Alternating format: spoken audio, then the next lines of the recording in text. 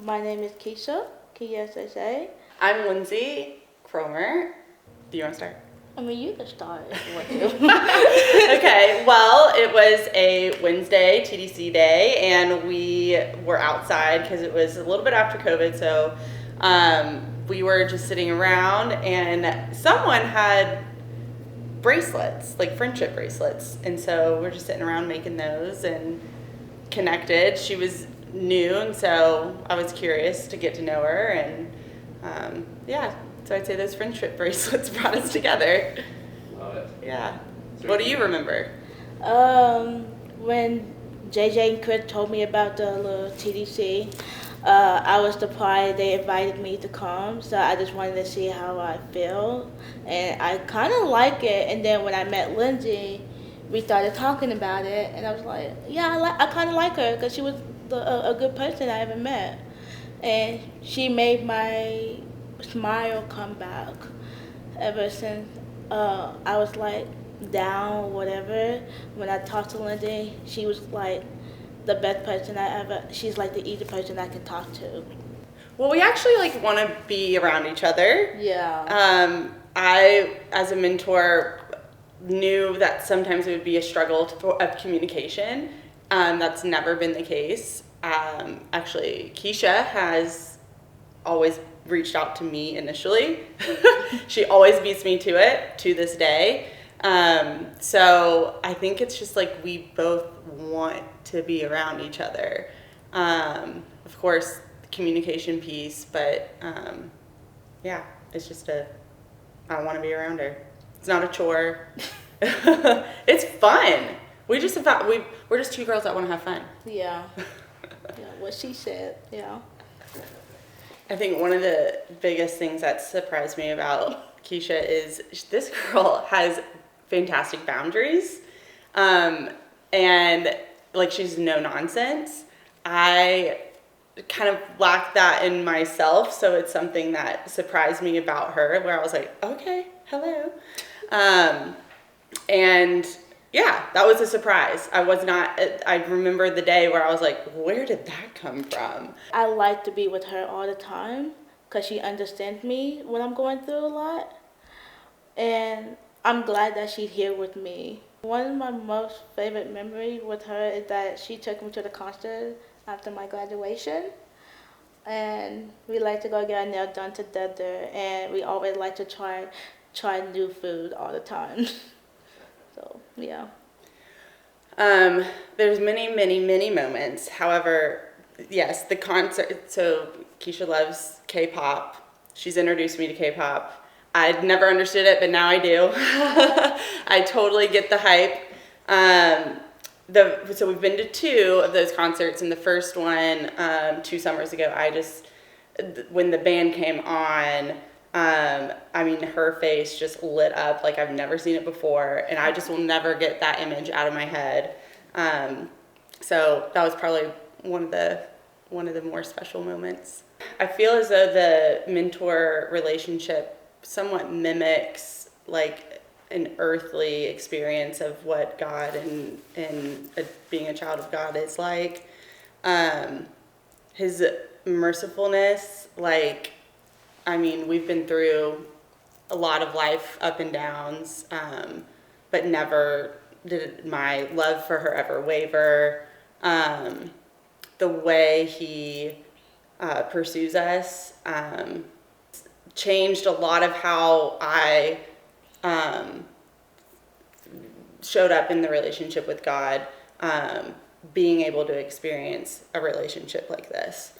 What I appreciate about her is that she was the amazing mentor that I ever had, almost a year. And she acts like a mother to me sometimes, but like at the therapy, she's just easy to talk to. And I mean, having her as my mentor is really awesome. And it's kind of sad that I'm leaving you guys, but I'll still come back though. Her resilience it makes me emotional because she's overcome so much and still smiles. And I just admire her strength so much. Yeah. I mean, having a relationship with her is amazing. Um, I want her to find a new student while I'm gone. Once I'm leaving, I want her to find the best student that who can understand her. Like I like she understands that what I'm going through because we both have a best relationship ever. Um, I want all the students like talk to her, loving her, cause she have a beautiful smile. I don't know. Oh, that's so sweet. So I came to TDC after a breakup, thinking I was just gonna like help some kids, and almost the complete opposite has happened. That more so they have helped me. You have helped me. I've been in a season of waiting for a really long time, and I think Kesha has given me a lot of like purpose to that waiting, and so I truly wouldn't be in the same space like personally if it weren't for TDC and this relationship. And this is the first time I'm actually hearing her say she wants me to take another student, which I never even thought about it from her perspective before, honestly, of what it would be like for me to take another student. So thank you for your permission, I suppose. But yeah, it's any other student I would take on, it would never be the same as this one. So thank you for trusting me and letting me be part of your life. Thank you. Since everybody been asking me what I'm doing, so I will be moving to Smyrna, and I am going to be doing a child care workers, cause I am good with kids. Like I have two little nephews and the nieces. They easy to take care of, and I really love doing kids. Also, I will be teaching sign language club at TRC. Yeah. It's the first time I'm hearing of this as well. Okay. Yeah, because there was a whole lot of people who were asking about it, about like, can you teach me how to do sign language? And I was like, yeah, sure. It's like I'm always here because I have a deaf friend. So like, I was grateful for that. I was like, yeah, I can come help and come teach you guys to do sign language, even though we have an interpreter there too. The Tennessee Rehabilitation Center, where she's going in Smyrna, was a complete, like, answered prayer. It is, I swear, made for you.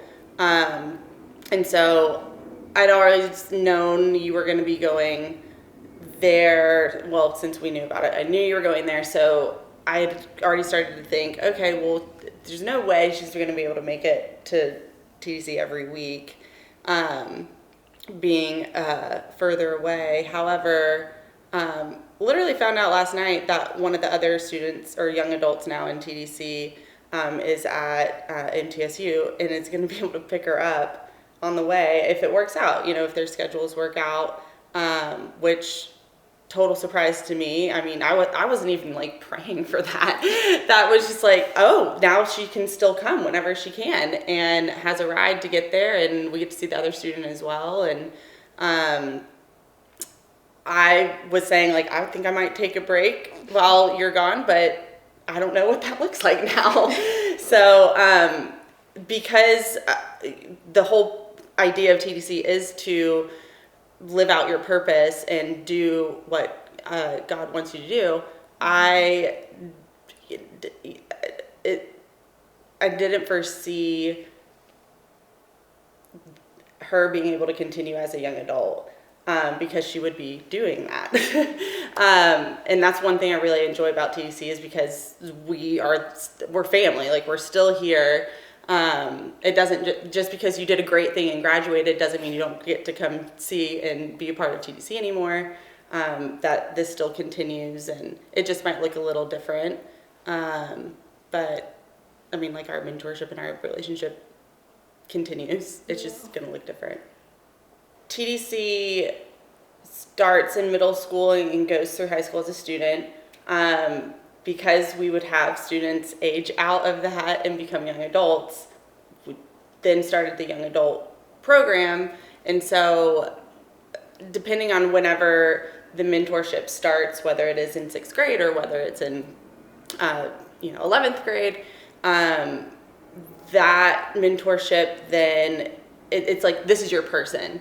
This is your kind of go-to person. You get to hang out outside of the weekly meetings at TDC. And for me in the beginning, it was interesting for me because I was thinking, like, she had to live life like I did, right? Like, all right, when you're 16, we got to get you a car, got to get you a license, and all that, like, and that just, it's just not everyone's journey. So I really had to figure out a way, like, to let that go. And so the advice I was given was, like, just have fun. And so I did. In the beginning, I was like, all right, in the beginning we can just have fun. I can deal with that. But that just continued. It was something that surprised me, really, because I didn't have to, like, make anything happen or do really any kind of agenda.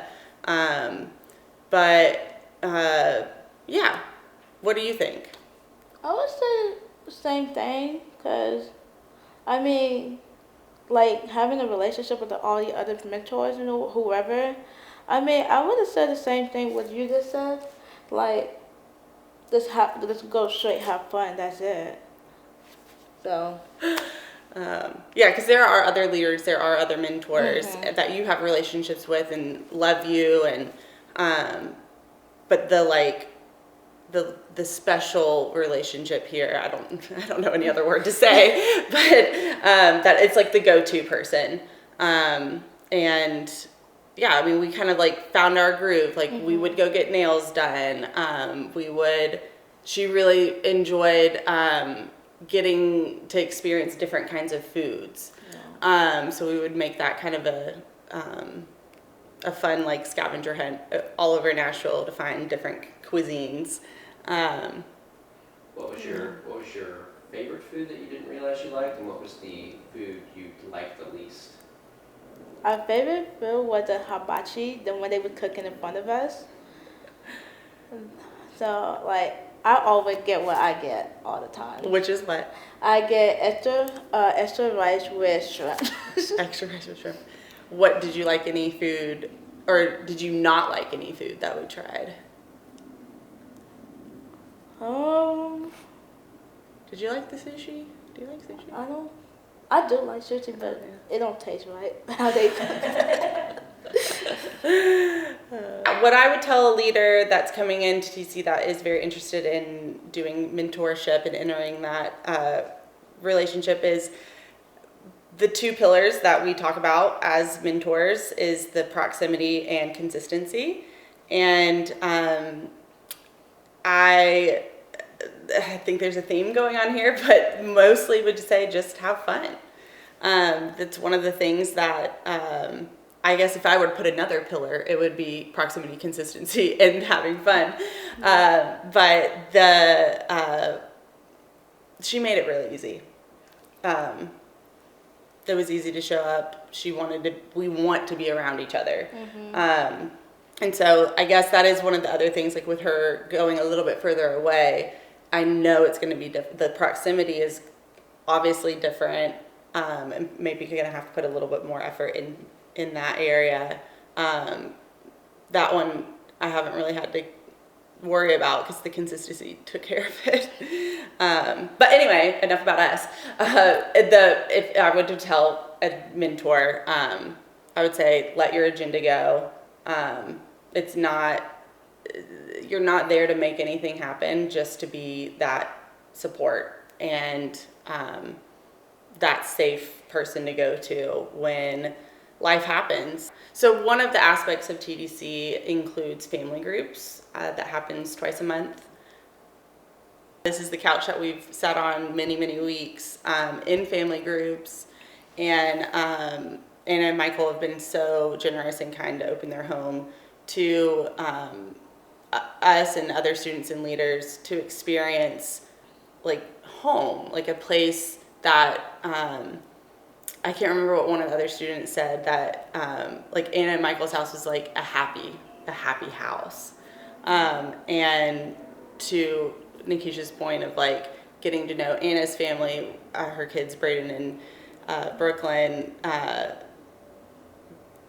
it's just a different feel than going into like what I would call big TDC with all the students and all the mentors. It makes a little bit more of the home feel, more intimate feel, where you can really be yourself and talk about tough things that may have been a little bit harder to do in the bigger groups.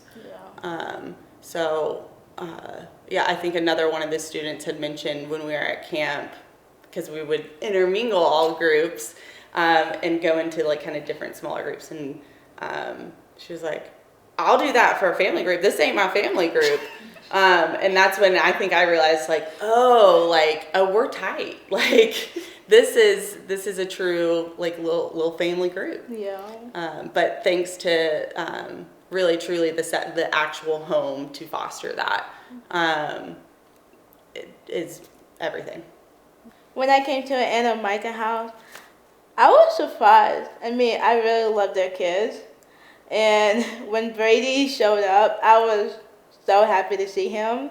And he's the very brightest kid I ever seen. He's like, he get all energy. I was like, yeah, I'm going to match his energy too. Kesha is hard of hearing. She wears cochlear and hearing aid, and communication is a big deal in the hearing world. And so there would be times where she would choose not to wear the hearing aids or the cochlear for a myriad of reasons. But it would affect her mood. I would notice that. It would affect our relationship greatly, because I couldn't, like in the car even, like I couldn't talk. I have to look at the road. I can't talk. She can't see my lips. So if she's not wearing the hearing aid, then I'll basically lose her.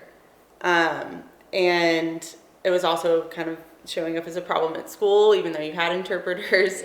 So I think there were a handful of times I would ask some of the other leaders and mentors to come in a room with Kesha and support her, and letting her know like how important it is to wear hearing aids, and to let us know like what's going on that you don't want to wear them, like, because listen, like as a 16-year-old, and I had the choice not to listen to you, like you better believe I'm not. So it required, like I knew it was bigger than me. So, and I knew like having her see all the support that she had of like how important this is could possibly change that for her. And it did. I mean, I would get reports from school that were like, yeah, things are better. I like how y'all got me through it. And y'all kept talking to me about it over and over. And I was like, yeah, I'm going to start listening to them about it. And I was like, yeah, let me go ahead and start listening to them. And then so I can just, because I know you guys take it very seriously. And I was like, yeah, I'm going to go ahead and start taking it seriously too. Here's the crazy part. So I used to start wearing every day in middle school. But once I got to high school, I stopped wearing it. And I was like, yeah, I got to start wearing it every day to class. So I took her device. So I started wearing it every day. And I do have I have a microphone to connect it to both of my hearing aids.